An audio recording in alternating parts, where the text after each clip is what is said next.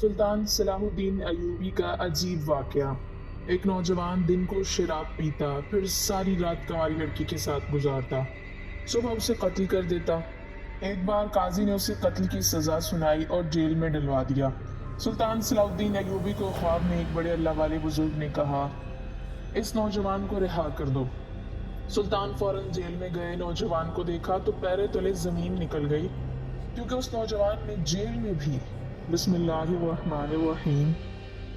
روایت میں آتا ہے کہ سلطان صلاح الدین ایوبی کے عروج کا زمانہ تھا۔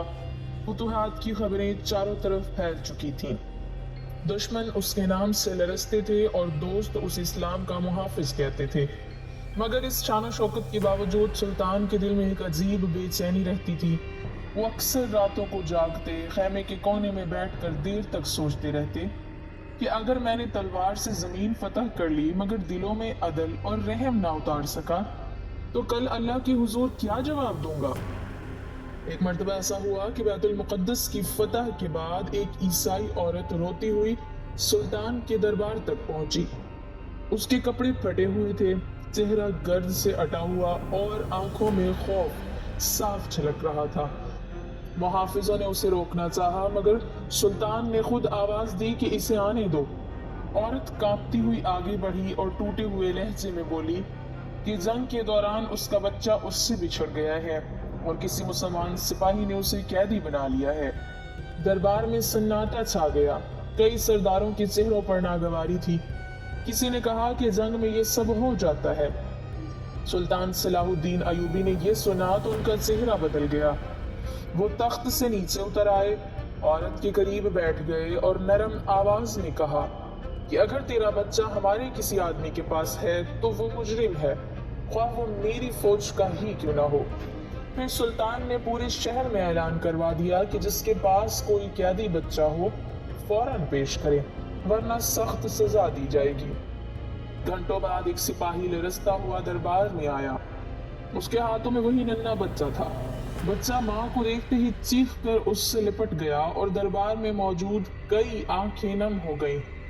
سپاہی نے سر جھکا کر کہا کہ اس نے یہ بچہ مال غنیمت سمجھ کر رکھ لیا تھا۔ سلطان نے اس کی طرف دیکھا، آنکھوں میں غصہ نہیں بلکہ درد تھا۔ فرمایا کہ میں نے تمہیں تلوار اس لیے دی تھی کہ ظلم مٹاؤ، یہ نہیں کہ خود ظالم بن جاؤ۔ پھر سلطان نے اس سپاہی کو سزا دی اور عورت اس کے بچے کو عزت اور حفاظت کے ساتھ رخصت کیا، ساتھ ہی ان کے لیے خرچ اور سواری کا انتظام بھی کروایا۔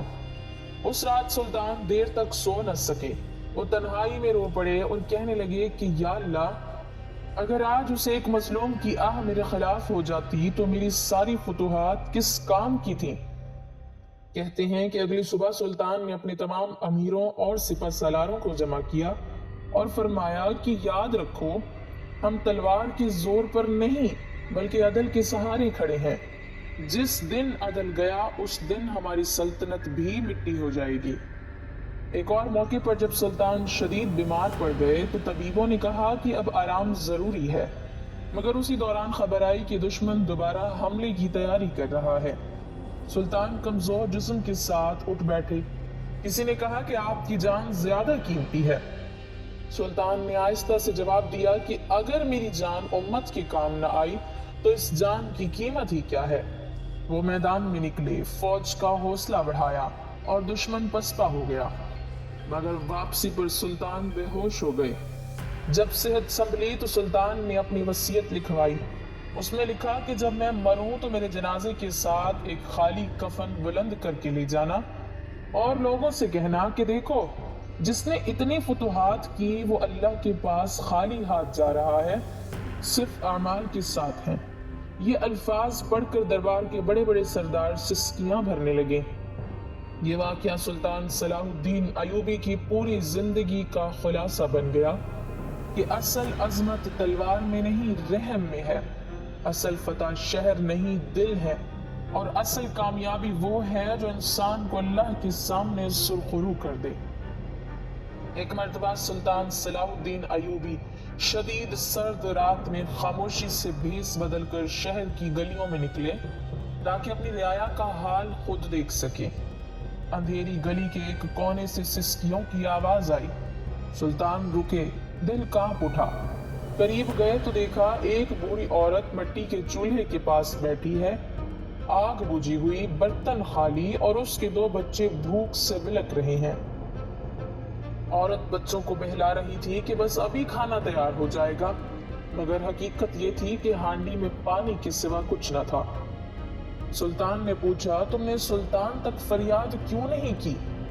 औरत के आंसू बहने लगे, कहने लगी, मैं उस सुल्तान को क्या पुकारूं जिसके महलों तक हमारी आह नहीं पहुंचती।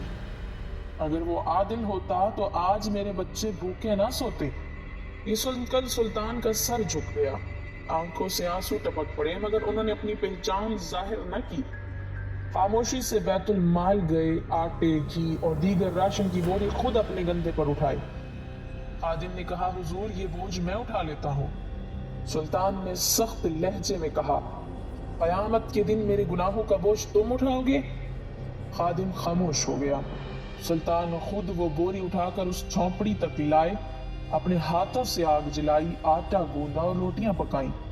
जब बच्चों ने रोटी खाई और हंसने लगे तो सुल्तान एक तरफ खड़े होकर देर तक देखते रहे। उनके होंठ कपकपा रहे थे। औरत ने दुआ की कि या अल्लाह, इस जालिम सुल्तान को हिदायत दे जिसकी वजह से हमें ये दिन देखना पड़ा। सुल्तान ने दिल ही दिल में कहा, या अल्लाह, आज अगर तूने मुझे ना जगाया होता तो कल मैं तेरे सामने किस मुंह से खड़ा होता। वापस लौटते हुए खादिम ने कहा, हुजूर आपने अपनी शनाख्त क्यों ना बताई? सुल्तान सलाहुद्दीन अयूबी ने आहिस्ता से जवाब दिया, अगर ये जान लेती कि मैं सुल्तान हूं तो शायद खाना तो खा लेती, मगर दिल की वो दुआ ना देती जो आज मेरे लिए सबसे कीमती है। ये वाकया सुल्तान की जिंदगी का वो आईना बन गया जिसने साबित कर दिया कि सच्चा हुक्मरान वही है जो रियाया के दुख को अपने कंधों पर महसूस करे और इक़्तिदार को इबादत समझ कर निभाए। सुल्तान सलाहुद्दीन अयूबी की जिंदगी ऐसे ही इबरतनाक और दिल दहला देने वाले वाकयात से भरी हुई थी, जहां जाहिर कुछ और हकीकत कुछ और निकलती थी। एक वाकया ये बयान किया जाता है कि एक मर्तबा सुल्तान के दरबार में एक फकीर आया जिसके कपड़े मैले थे, बाल बिखरे हुए थे और लोग उसे देखकर हकारत महसूस कर रहे थे। दरबारियों ने चाहा कि इसे निकाल दिया जाए, मगर सुल्तान ने मना किया। फकीर खामोशी से खड़ा रहा, फिर बोला, ए सुल्तान, तू बैतुल मुक़द्दस फतह कर सकता है मगर अपने नफ्स को नहीं।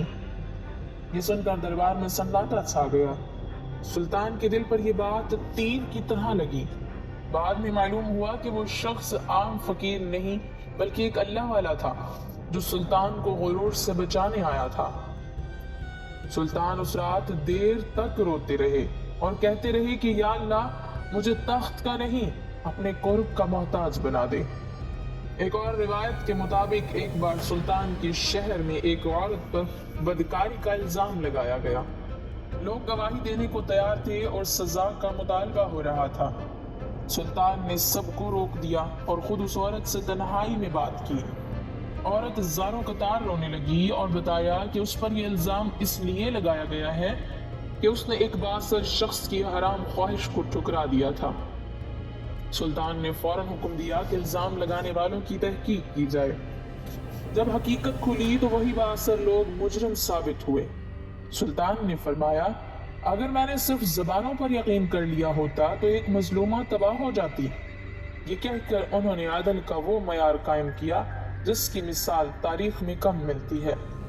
इसी तरह एक वाकया ये भी मिलता है कि एक रात सुल्तान सलाहुद्दीन अयूबी भेस बदलकर शहर की गलियों में निकले। उन्होंने एक घर से कुरान की तिलावत और रोने की आवाज सुनी। अंदर झांका तो देखा एक नौजवान कैदियों जैसे कपड़ों में मलबूस है। तहकीक पर मालूम हुआ कि वो सुल्तान ही की फौज का सिपाही था जिसे एक मामूली गलती पर कैद कर दिया गया था, मगर वो रातों को कुरान पढ़कर अल्लाह से माफी मांगता था। सुल्तान का दिल भर आया। सुबह होते ही उस नौजवान को बुलाकर आजाद किया और फरमाया, वो आंसू जो रात के अंधेरे में गिरते हैं अल्लाह के यहाँ तलवारों से ज्यादा वजनी होते हैं। एक और रिवायत में आता है कि सुल्तान सलाहुद्दीन अयूबी ने एक बार ख्वाब में नबी करीम सल्लल्लाहु अलैहि वसल्लम की उम्मत को बिखरा हुआ देखा और एक आवाज सुनी, ऐ सलाहुद्दीन, उम्मत को जोड़ने वाले बनो, توڑنے والے نہیں۔ اس خواب کے بعد سلطان نے بہت سے قبائلی اور سیاسی اختلافات ختم کروائے، معافیاں دی، حتیٰ کہ اپنے سخت دشمنوں کو بھی درگزر کیا۔ وہ کہتے تھے میں زمین فتح کرنے نہیں آیا، میں دلوں کو جیتنے آیا ہوں۔ سلطان صلاح الدین ایوبی کی زندگی کے آخری ایام قریب آ چکے تھے۔ وہ سلطان جس کے نام سے صلیبی لشکر کانپتے تھے، جس کی تلوار نے بیت المقدس کو آزاد کرایا، آج بستر علالت پر کمزور پڑا تھا۔ خیمے میں خاموشی تھی، باہر پہرے دار کھڑے تھے اور اندر چند خاص لوگ سر جھکائے بیٹھے تھے۔ سلطان کی سانسیں مدھم تھیں مگر آنکھیں جاگ رہی تھیں، جیسے ابھی بھی کسی حساب میں مصروف ہوں۔ انہوں نے دھیمی آواز میں کہا، بیت المال کا حساب لاؤ۔ خادم دوڑا دوڑا آیا، حساب پیش کیا گیا تو سب کے چہرے فک ہو گئے۔ اتنی بڑی سلطنت کا سلطان مگر خزانے میں صرف چند درہم باقی تھے۔ سلطان نے کانپتے ہاتھوں سے وہ درہم دیکھے اور آنکھیں بند کر لی۔ کچھ لمحے بعد آنسو رخساروں پر بہنے لگے۔ انہوں نے کہا، میں نے ساری عمر جو کچھ پایا اللہ کی راہ میں لٹا دیا، آج میرے پاس دنیا سے جانے کے لیے کچھ نہیں۔ پھر انہوں نے حکم دیا ایک خالی کفن لایا جائے۔ خادم حیران رہ گئے۔ سلطان نے فرمایا، جب میرا جنازہ نکلے تو ایک سپاہی یہ خالی کفن نیزے پر بلند کر کے اعلان کرے کہ دیکھو، بیت المقدس فتح کرنے والا سلطان دنیا سے خالی ہاتھ جا رہا ہے، ساتھ صرف اس کے اعمال ہیں۔ یہ سنتے ہی خیمے میں سسکیاں گونج اٹھی۔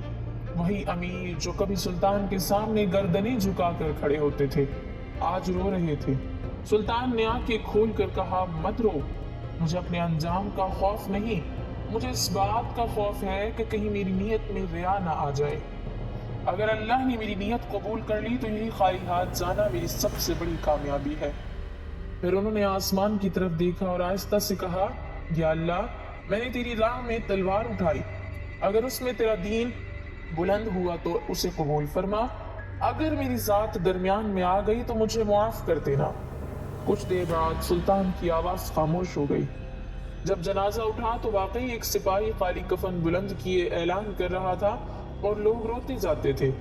تاریخ نے دیکھا کہ ایک فاتح سلطان جس نے شہر فتح کیے، دل جیتے اور دشمنوں کو بھی معاف کیا، وہ دنیا سے اس حال میں رخصت ہوا کہ اس کے ہاتھ خالی تھے مگر نام قیامت تک کے لیے زندہ ہو گیا۔ یہ واقعہ آج بھی یہ سبق دیتا ہے کہ اصل دولت خزانے نہیں، نیت ہے، اور اصل کامیابی وہ ہے جو انسان کو اللہ کے سامنے سرخرو کر دے۔ یہی وہ واقعات ہیں جو سلطان صلاح الدین ایوبی کو صرف ایک فاتح نہیں بلکہ ایک صاحب بصیرت، اللہ سے ڈرنے والا اور باطن شناس حکمران ثابت کرتے ہیں، اور ہمیں یہ سبق سکھاتے ہیں کہ اصل عدل وہی ہے جو آنکھوں سے نہیں، دل اور دعا سے کیا جائے۔ روایت میں آتا ہے کہ سلطان صلاح الدین ایوبی کے دور حکومت میں ایک عجیب و ہولناک معاملہ لوگوں کی زبان پر تھا۔ شہر میں افواہ پھیلی ہوئی تھی کہ ایک شخص دن کے وقت کھلے عام شراب پیتا ہے، رات کے اندھیرے میں کسی کنواری لڑکی کو اپنے پاس بلاتا ہے، اور جب صبح کا اجالا پھیلتا ہے تو وہ لڑکی مردہ پائی جاتی ہے۔ یہ سلسلہ ایک دو نہیں بلکہ کئی بار دہرایا گیا۔ شہر کی فضا خوف سے بوجھل تھی، مائیں اپنی بیٹیوں کو سینے سے لگائے دعائیں مانگتی تھی، اور لوگ حیران تھے کہ ایسا مجرم آخر قانون کی گرفت میں کیوں بچا ہوا ہے۔ یہ خبر جب سلطان صلاح الدین ایوبی تک پہنچی تو ان کا دل لرز اٹھا۔ وہ صرف ایک فاتح جرنیل نہیں تھے بلکہ عدل و تقوی کے پیکر تھے۔ انہوں نے حکم دیا کہ اس شخص کے بارے میں مکمل تحقیق کی جائے، مگر عجیب بات یہ تھی کہ کوئی گواہ سامنے نہ آتا، کوئی ثبوت ہاتھ نہ لگتا۔ سلطان راتوں کو جاگ کر اللہ سے دعا کرتے کہ یا رب، اس ظلم کی حقیقت مجھ پر ظاہر فرما۔ ایک رات جب سلطان صلاح الدین ایوبی تہجد کے بعد تھکے ماندے سوئے تو انہوں نے خواب میں ایک نورانی چہرے والے بزرگ کو دیکھا۔ سفید لباس، چہرے پر وقار اور آنکھوں میں ایسی گہرائی کہ دل کانپ جائے۔ بزرگ نے فرمایا، اے صلاح الدین، جس شخص کو تم مجرم سمجھ رہے ہو اس کے ظاہر کو مت دیکھو، اس کے باطن کو دیکھو۔ وہ شخص دن میں گناہ کرتا ہے مگر راتوں کو اس پر اللہ کا ایسا کرم ہوتا ہے کہ وہ فتنہ کا دروازہ بند کرنے کے لیے اپنی جان پر کھیل جاتا ہے۔ سلطان گھبرا کر بولے، یہ کیسے ممکن ہے؟ بزرگ نے فرمایا، وہ لڑکیاں دراصل اس کے ہاتھوں قتل نہیں ہوتی بلکہ وہ شخص ان کو بدکاری سے بچانے کے لیے ایسا انتظام کرتا ہے کہ وہ فتنہ ہمیشہ کے لیے ختم ہو جائے، اور اللہ اس کے اس عمل کو جانتا ہے۔ سلطان کی آنکھ کھل گئی، پسینہ پیشانی پر تھا، دل دھڑک رہا تھا۔ صبح ہوتی ہی انہوں نے اس شخص کو دربار میں بلانے کا حکم دیا۔